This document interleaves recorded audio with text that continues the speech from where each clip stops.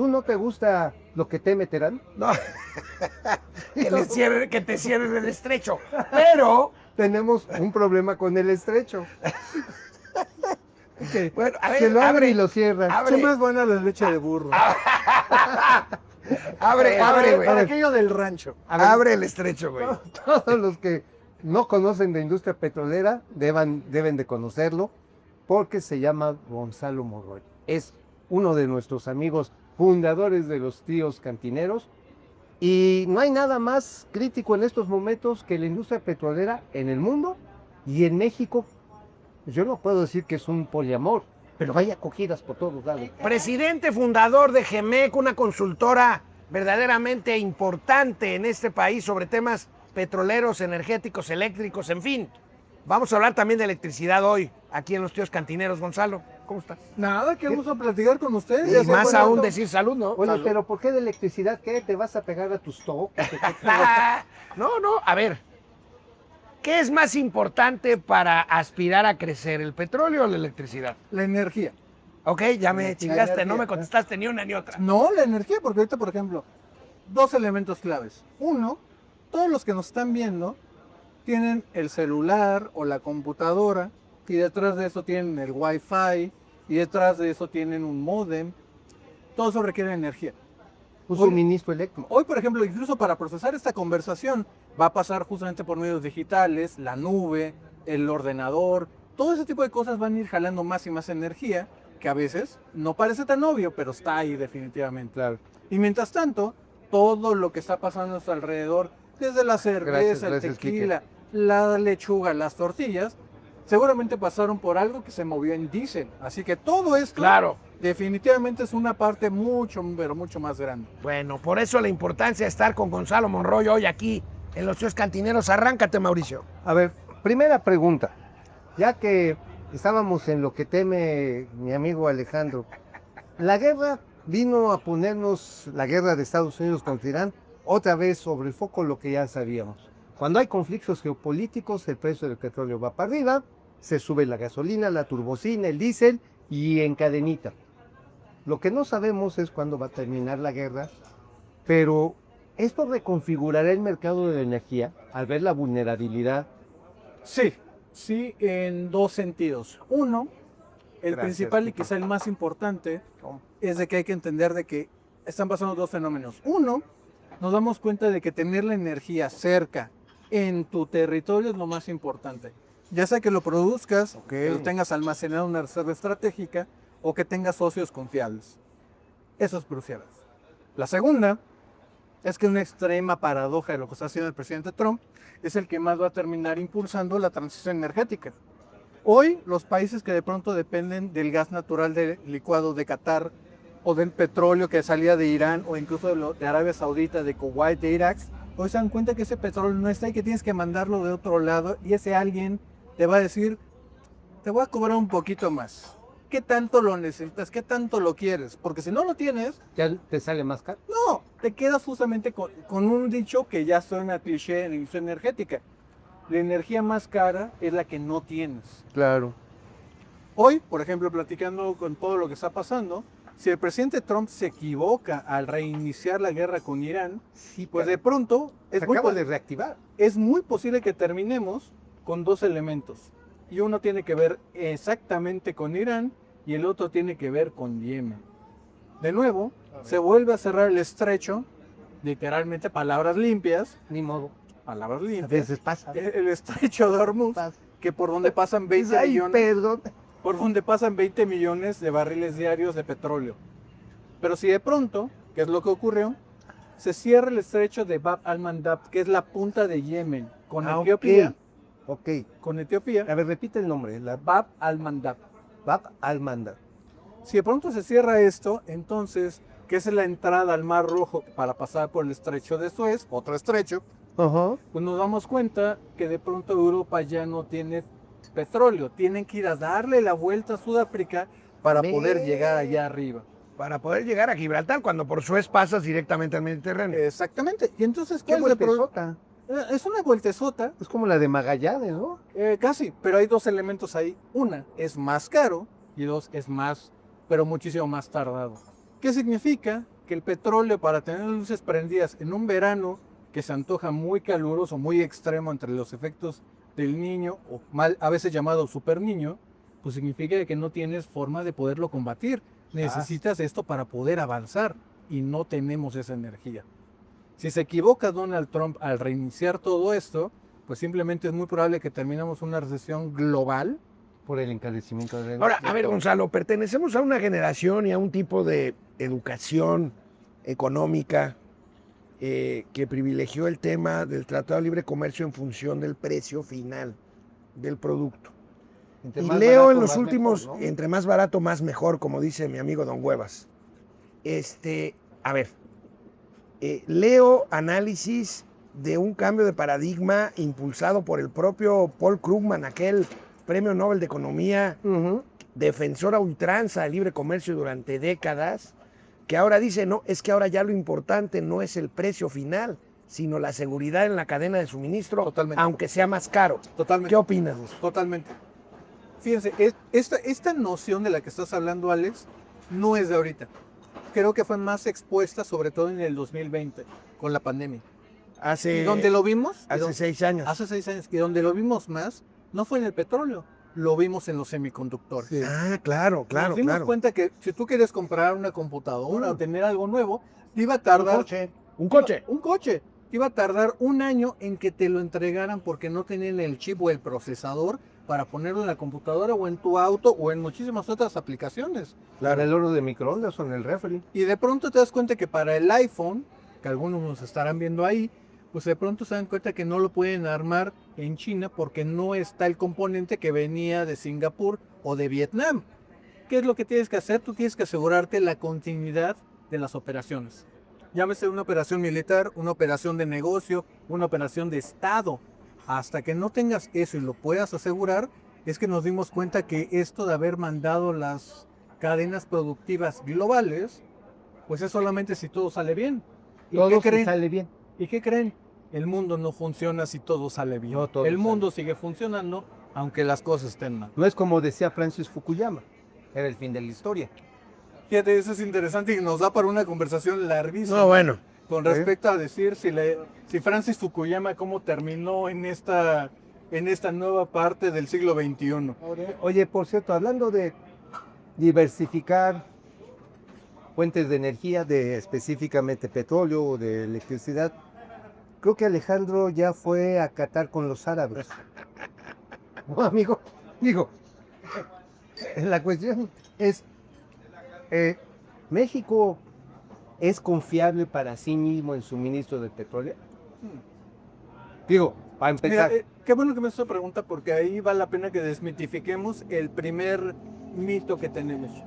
Esta historia de que México es el país petrolero por excelencia, eso fue construido con un accidente geológico, una fortuna que encontramos que es el supercampo o el campo supergigante de Cantarell. Cantarell. El quinto campo más grande en la historia de la humanidad. ¿Y qué creen? Ese campo, de pasar en su momento a dar cerca de 2.2 millones de barriles diarios, que para darles una idea, en su momento era más que la producción total de Noruega y Brasil juntos, órale, un solo campo mexicano, pues hoy nos está dando poquito menos de 150,000 barriles. puta madre. Se nos Ya fue se acabó. Se nos fue el 99% de la producción. Se acabó. ¿Qué ocurre? Hoy nos damos cuenta de que, oye, ¿qué es lo que vamos a hacer adelante? ¿Por qué esto está pasando? ¿Por qué hoy? Y podemos incluso comentarlo, y ya lo hemos platicado en este espacio, hay una probabilidad muy alta que de pronto México pase de importar gasolina a importar petróleo. Sí, lo has platicado. Es algo que va a pasar el siguiente año. ¿El Lo va- siguiente año? Se van a poder justamente decir, yo lo vi con los tíos cantineros Ah, bueno, así hace 2 años. Así es. Y que Órale. nadie, citando a López Zarza, y nadie hace nada. Pero bueno, Órale. hoy estamos viviendo justamente, yo te diría que un periodo de inercia gigantesco. Hoy los mitos que nos dieron patria ya no están ahí. No, No, simplemente hoy tendremos que aprender de que hoy el mundo es un lugar mucho más diferente, no es tan amigable, y México no tiene tantos amigos como oye, pensaba. ¿qué va a pasar, por ejemplo, con el logotipo de la heroica secundaria 54 de Azcapotzalco, cuyo logo era una torre petrolera y salió un chorro? pues la tenemos que cambiar por una celda solar, algún pedo así. Ojalá que lo hiciéramos. Sinceramente, ojalá que lo hiciéramos. Ojalá. Por allá se estaba haciendo, ¿no?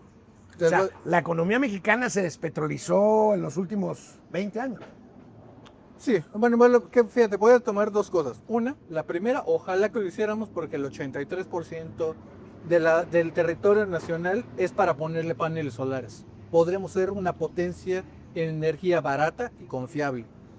La segunda, mi querido Alex, es, hay que decirlo con total claridad, tendremos que estar haciendo las cosas que no hemos hecho. Tenemos que estar atrayendo las inversiones que no hemos hecho. Pero no a pesar de que no habíamos hecho lo que teníamos que haber hecho, dependemos mucho menos del petróleo que antes, lo cual no busco una justificación, ¿eh? No.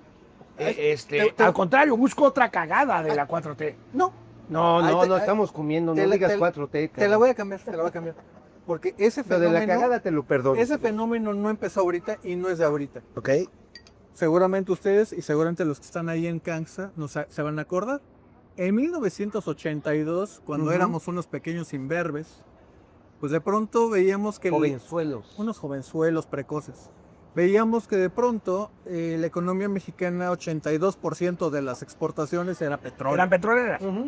La economía estaba absolutamente petrolizada. Si el precio del petróleo se iba para arriba, México era un país rico, soberano, y nos había hecho justicia la revolución. Y si el precio del petróleo se desplomaba como ocurrió, pues Nos llevó el carajo. México vivió toda la década de los 80s Empinado. con crisis totalmente empinados. Ahí se nos despetrolizó la economía.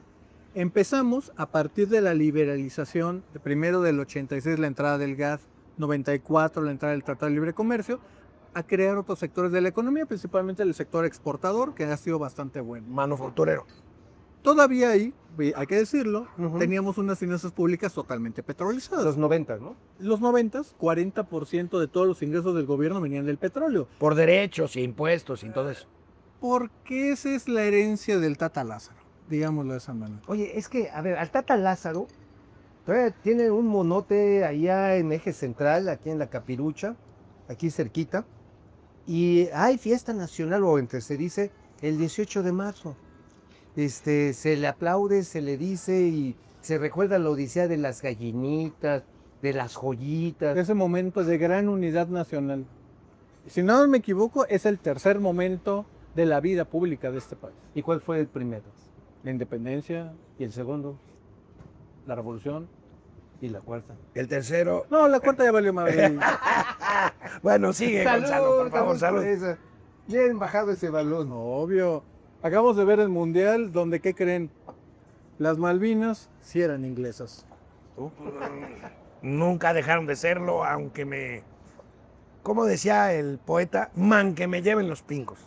Oye, pero entonces a los argentinos por lo de las Malvinas los pasaron por las ingles. Totalmente. Pues les Bueno, abrieron las las faclas. españolas. Españolas. Pero bueno. Está bien. Pero bueno, sigamos con esta línea argumentativa de las finanzas mexicanas se despetrolizaron con la apertura comercial. Hasta el 2013. Eso es interesante porque hay que entender de que el 40% de los ingresos petroleros eran para el gobierno. Si el precio del petróleo iba para arriba, tenemos Hombre. los famosos excedentes y podemos hacer lo que queramos. Pero si el precio bajaba, o sea, era cortar, Papelito Calderón. por ejemplo, Le con fue a toda Cedillo, madre. era recortar los programas sociales y sabíamos cómo era ese tipo de cosas para proteger la parte, pues hay que decir la macroeconomía, las finanzas El públicas. equilibrio fiscal. No endeudarse de más. Hoy nos damos cuenta de que sí, efectivamente, ya despetrolizamos las finanzas públicas, pero porque se nos acabó el petróleo. Pasamos de tener 3.3 millones de barriles Es un en buen el punto. 2003 con Fox, a hoy estar nadando en 1.1 millones de barriles con Claudia Sheinbaum. Oye, a ver, Un 1.3 tercio. millones, porque según las cifras de Pemex, y eso habría que platicarlo al Ahorita ratito, platicamos de eso. no, hombre, 1.650.000. A mí barriles diarios. A mí Porque me da la dice el impresión- chisguetito que se sale de la manguera. Pues por ejemplo, que tú lo cachas a toda madre con una vasija así. No, el aceite de las cocinas, han de agarrar el aceite de los motores de los coches de los funcionarios. No sé qué es lo que están contabilizando ahí. Condensados, ¿no? Gonzalo? Yo te voy a decir, hay dos cosas que están contabilizando.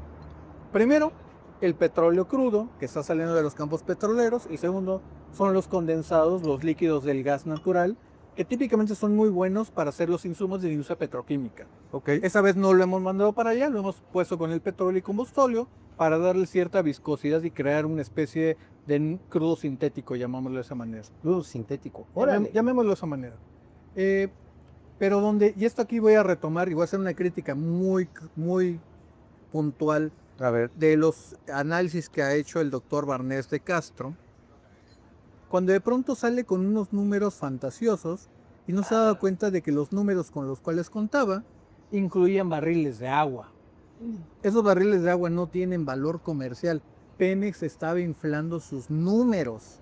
Esa es la razón por la cual cuando él dice, es que se robaron 120 millones de barriles, no son 120 millones de barriles de petróleo, era agua congénita que sale de los O sea, fue un campos robo, petroleros. mental.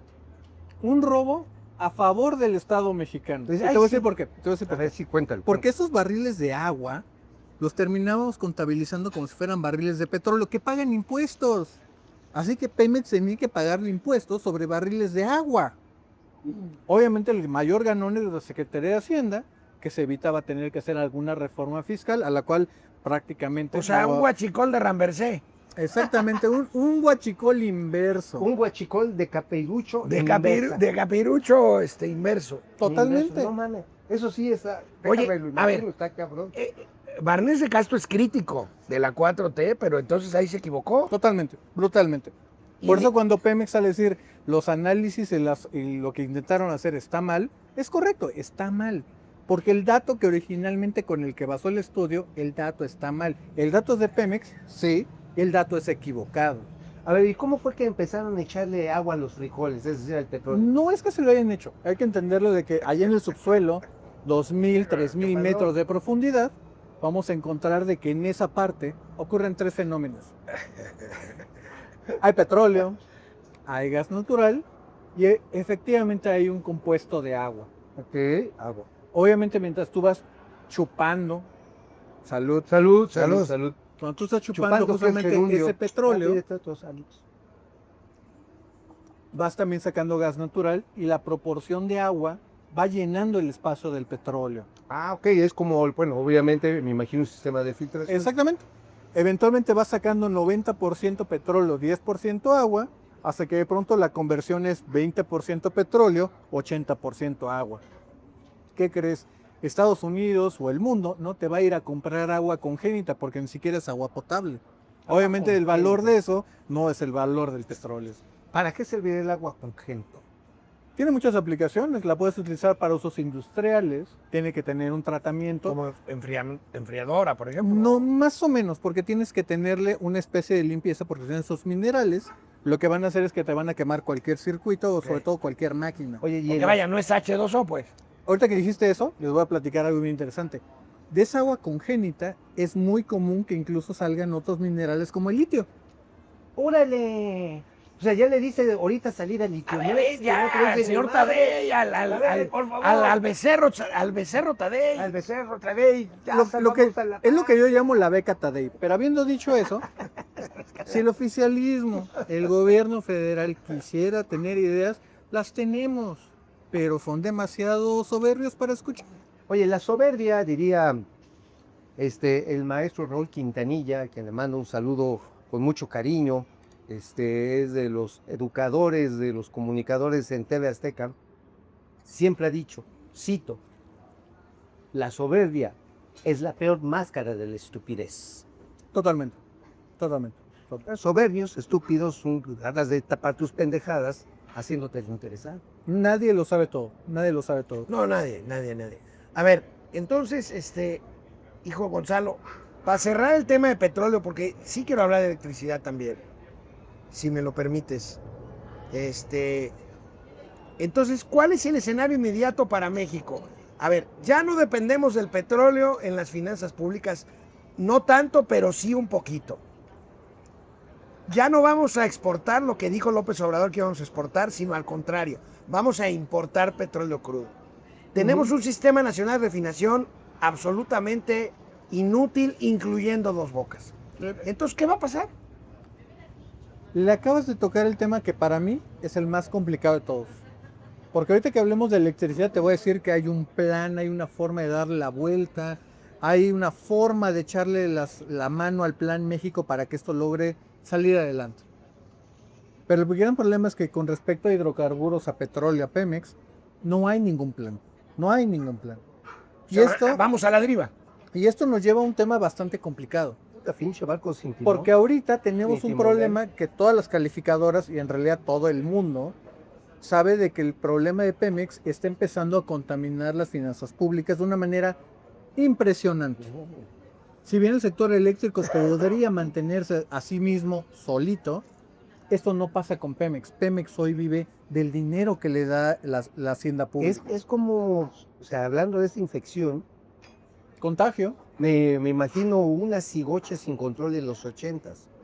SIDA, Sí. gonorrea y cualquier otra mugre que se te pegaba No, y a agrega. los bares a los que iba aquí mi compadre. No, pero agrégale muchas cosas. Acuérdate que ahí tenías por un lado la epidemia de drogas y por eso también, y por eso justamente la epidemia que se inyectaban quién sabe qué cosas utilizaban.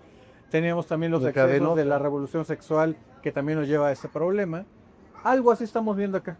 Y aquí tenemos, mira. y aquí tenemos un problema donde tenemos que la soberbia que originalmente nació con el sexenio de López Obrador y que sigue hoy con Gracias, la Hueso. doctora Claudia Sheinbaum, pues no están teniendo una solución. Y el problema es de que esos, para darles una idea, entre deuda a proveedores y otras deudas y obligaciones de pago que tiene Pemex, son 200,000 millones de dólares. Estamos hablando del No 12% del PIB. No sé, pues A ver. el pico. A ver, Gonzalo, a ver, es Este- terrible lo que nos estás diciendo. Sí, ¿no? Pero, entonces, tú hablas de Sí. revolución sexual, Sí, anda. se entera que desembocó, a riesgo de parecer simplista, en el SIDA. Ok. De esta fiebre soberanista, energética, Se de la atragantó de cual tanta leche. se atragantó de tanta leche. Es que me acordé cuando mi compadre decía, ay, nada más no me despeines de la Sácate nuca. a la chingada. A ver, En su momento tenía cuenta de caballo. Sí, ¿para qué servía? a ver, güey. Revolución sexual, SIDA. Revolución Soberanía. de soberanía energética. El regreso de ¿Cuál los va a ser o cuál nacionalismos. está siendo la enfermedad? Si te entiendo bien, todavía no se manifiesta. ¿Cuál va a ser? Qué bueno que me preguntas eso. En este momento que no hay un plan, va a terminar siendo que toda la deuda de Pemex, ya sea gradual o de golpe, La absorbe el la gobierno. tiene que absorber el gobierno. O sea, nosotros. Eso es importante porque los que pinten algunas canas como nosotros se van a acordar de los años 80. Claro. Todos los parámetros que ha cuidado hasta donde ha podido el gobierno federal se van a ir al carajo. Nuestra proporción de deuda contra el PIB se bueno. va a disparar. No, sí, ahorita ya en el Y eso- 57%. Y esto excedería el 60 fácilmente. No, bueno. Esto nos Y lleva vamos a perder el grado de inversión. exactamente. Y Y le puta acabas de madre. pegar, mi querido Alex. Hoy, en esta ceguera selectiva que hace el gobierno federal de pensar que Pemex no existe, le puede llegar a costar el grado de inversión a México. ¿Y saben qué? De esa, hoy, con lo que tenemos, no nos vamos a poder recuperar en 20 años. O sea, si se incrementa, bueno, si se baja el riesgo o el país, más bien baja la calificación, en ese sentido suben las tasas de interés. De forma inmediata. Y por lo tanto también los reclamos de págame inmediatamente de varios fondos de inversión. ¿Por qué entonces BlackRock andaba ahí de pinche, iba a decir lamehuevos, pues se oye muy feo, de lambiscón? Sí, no. Este fondo de inversión global. No, México no va a perder su grado de inversión. Estos güeyes se me hace que ya los maicearon. Pero tú qué No, piensas? yo te diría que es todo lo contrario. Creo que lo que están haciendo es, yo quiero ser tu prestador de última instancia. No vayas con los fondos institucionales del Fondo de Pensiones de los maestros de California o de Massachusetts. Ya entendí. Ven conmigo, ellos te iban a prestar al 3%, yo te presto al 15%. Oye, ¿Y sabes qué? Ven conmigo, porque si tú sales allá afuera te van a cobrar el 20%. Eso ya está pasando. Eso es exactamente lo que Eso ya está pasando. pasando con los bonos que emite Pemex o el propio gobierno federal. Eso es lo que está se está pasando. financiando en Oye, eso- 12%. Es lo que está pasando. Oye, eso parece padrote de Tlaxcala, cabrón. O sea, nos están padroteando. Sí. Sí. Sí. Venga, masito. Sí. Nada, hijo. Ese es, Pasamos a tus toques de huevos de eléctricos que te gustan. Pásale, véngale. eso es exactamente lo que está pasando y es el famoso riesgo de esta parte de la inacción. Porque hoy, por ejemplo, podemos ver al gobierno federal básicamente embedido de su gran problema, bueno, no Otra problema, vez, de ¿qué? su gran proyecto eléctrico, donde vamos a poner energía renovable, A ver, que vamos a hacer ahí muchas cosas, pero ¿qué crees? Ay, otro El más, problema ¿no? no es Por- lo eléctrico, el problema es Pemex. Ese es el gran problema que no se han logrado dar cuenta. O sea, por la parte de electricidad pasa también este absurdo de Pemex. Lo que pasa es que cuando caiga Pemex, cae México. Cuando cae México, va a quedar el sector eléctrico tal y como lo están concibiendo. Aunque corrija la 4T, que no creo que corrija, y desarrolle el potencial que estábamos desarrollando en materia de energías alternativas. No, no va a ser suficiente. Y fíjate, eso es interesante porque me lleva a una discusión que creo que es crucial. Todo este avance de energía renovable es muy bueno, es encomiable, Ujú. está bien, pero es insuficiente. Eso es, digamos que el margen, el extra. La base sigue siendo el gas natural, un gas natural que importamos de Estados Unidos. Un gas natural que en México no estamos produciendo en la forma que deberíamos hacerlo. Y vamos a hablar de que de pronto vimos a Carlos Slim diciendo que los proyectos eran irracionales, en el caso de la Cash, cuando vemos que se habla de la discusión del fracking, y de pronto te das cuenta de que no hay una coherencia. No hay para poder seriedad. echarlo. No hay seriedad. O sea, que cada quien anda por su barco, anda por su lado. Digo, me queda claro que Carlos Slim, pues él no vela por la soberanía nacional. Él vela por la herencia de sus hijos, de sus nietos y de su propia riqueza. Y nada más. O sea, y desmitifiquemos a don Carlos Slim como prócer empresarial de la patria. El señor, Aquí hay voy- lo suyo. Aquí voy a hacer un pequeño paréntesis. Justamente y también vengo para eso con ustedes, porque acabo de abrir un Substack. Ah, venga. A ver, cuenta, Y en cuenta. ese Substack, Dato Mata Relato, ahí van a Eso. encontrar justamente que en el artículo de hoy, que acaba de publicar en la mañana, precisamente habla de lo de la estrategia de Carlos Slim en el sector energético. A ver, ¿y ¿Y cómo qué es lo que ganó? está pasando? Pues primero, está agarrando y comprando activos de muy bajo costo, como Sama, lo de Petroval, A su viejo estilo. le acaba de comprar su participación a Total Energies, la francesa, y simplemente está poniendo sus piezas para que de pronto, cuando esto no alcance, van a tener que voltear a él de que, ingeniero, Pues bueno. ¿y cómo le hacemos? Y entonces va a estar posicionado para capitalizar en millones de barriles que van a estar produciendo y prácticamente no le costó nada. El Hay viejo que estilo. Hay que entenderlo de que en el mundo petrolero mexicano no se trata de la geología, sino de qué tal te llevas con el poder en tu, Acabas de describir la forma en que Slim hizo su fortuna, ¿eh? básicamente. Y que no ha cambiado Una la fórmula 4T. probada de éxito Sí, para sí, él. sí. Para él. O sea, agarra, compra barato, o las compras de oportunidad, y potencializa cuando viene el momento, y le va a poner en las plataformas solamente Samos. Te van a vender tecolotes ahí en la... Totalmente. Los inventores de la enchilada suiza van a enchilar todo lo demás, pero sí. Amigo, ve cerrando. A ver, energía eléctrica. Hay según un proyecto de pinche $1,000 millones, 30,000 millones de dólares para ser concretos. Y dicen, vengan, en la parte petrolera, proyectos por $24,000 millones. Lo están anunciando desde hace un año. No he visto a nadie corriendo en masa a meterle nada. No. El único que medio se ha acercado, digo, y es un animal del tamaño de Carlos Slim. Todos los demás, como dicen, ay, no mames, me están invitando a la orgía y yo voy a ser el alfiletero. ¿Sí? Básicamente así de toque trapeando. Ándale. Y exprimiendo el trapeador. Totalmente, totalmente. Y fíjate, aquí el gran problema, y es un problema que hemos visto con diferentes actores políticos a lo largo del tiempo, que no tienen una visión de 20, 30 años.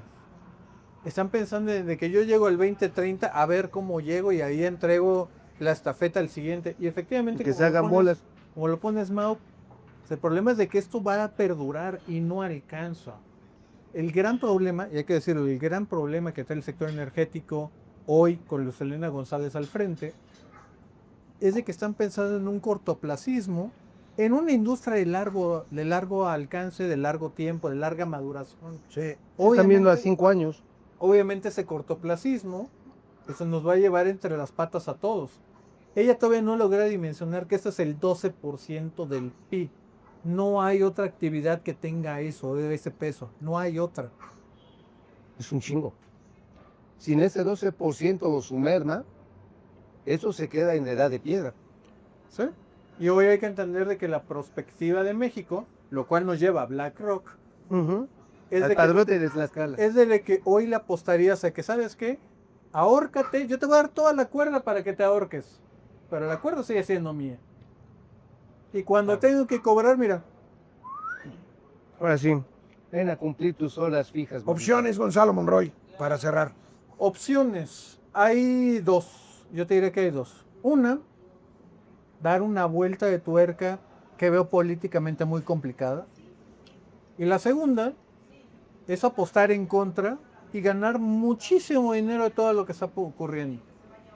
La primera sería la opción patriótica. Y la otra, La segunda es la opción de y Slim. la segunda es hacer dinero. Es la opción de Slim. Ajá. Y la segunda es la opción, ¿no? Darles cuerda para que se arrojen solos. Sí, totalmente. Ahora, la opción patriótica pasa siquiera por la cabeza del gobierno, algo que no. Te voy a ser sincero, yo creo, y lo digo enteramente yo, creo que están tan atrapados en el cortoplacismo, que el cortoplacismo hoy es el Tratado de Libre Comercio, que no se han dado cuenta de los riesgos más grandes reales que no terminan de dimensionarlos o darle su apropiada dimensión. No lo están viendo. Pues ahí tienen, sobrinas, sobrinos de los tíos cantineros. Gonzalo Monroy nos acaba de decir Que hay una buena razón para beber. que hay Sí. una buena razón para beber, que el árbitro global, si es que existe todavía, ha pitado el final del partido, pero nos dicen que va a haber pausa de rehidratación cada que nos lleve la chingada. Oye, ¿no quieres Gonzalo, pasar a quitar? Gonzalo Monroy, gracias. Al contrario que Alex. Sí, que no, Mau. pues, amigo, una vez, éntale a la pitada, ¿no? Digo, está de oferta. Despídete, güey. Ah, muchas gracias, sobrinos, sobrinas. Salud, porque como diría Westinghouse, ahora pues, qué chida. Qué chinga. Salud, nos vemos. Bye.